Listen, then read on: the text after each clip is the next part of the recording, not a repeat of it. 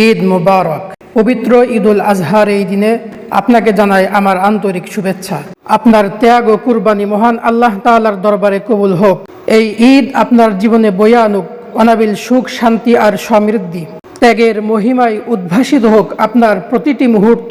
ঈদুল আজহা শুধু একটি উৎসব নয়, এটি আত্মত্যাগ ও সংযম এবং আল্লাহর প্রতি অগাধ ভালোবাসার এক অনন্য নিদর্শন।